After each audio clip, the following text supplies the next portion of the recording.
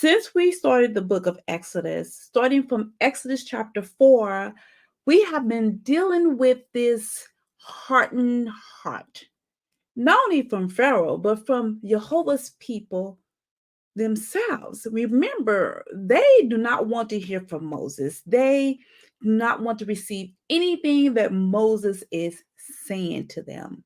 So let's kind of talk about this hardened heart because there are so many people today living with this hardened heart. There's thousands of people living with this. How do we know that is so many people today that's living with this hardened heart? Because one thing that we notice by reading the scriptures is that the people with this hardened heart, they struggle with repentance.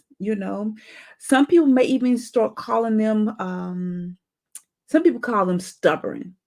They refuse to listen. They refuse to change. I want us to remember there are a number of reasons why someone have a hardened heart that prevent them from hearing from Jehovah and from his servants, his ambassadors.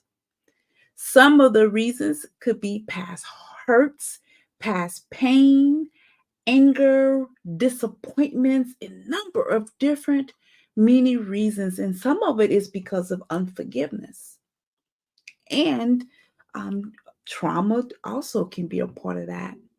However, at some point, for those that we know that are around us, our loved ones, our friends, people that we run into, we need to pray for them. We need to pray that Jehovah will help them. He will give them a clean heart, give them a heart for Him, us. We ourselves, we need to pray for ourselves so that they will be able to receive from Him instead of living their lives in their own eyes. There are many scriptures that encourage people to get wise counsel, to discourage from living, you know, what's in their own eyes, what they feel that is right, because that road leads to death. And some people think about this death as spiritual, but I see it as a whole package because a hardened heart is stress. I mean, it causes high blood pressure, it causes anxiety, all sorts of physical and mental health concerns.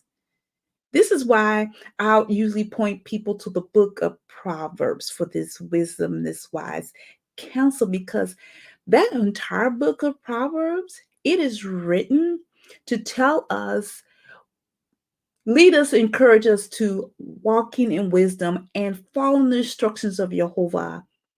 And it help us um, to follow the instructions to prevent that even hardened heart. And it expresses ways if we don't follow his way.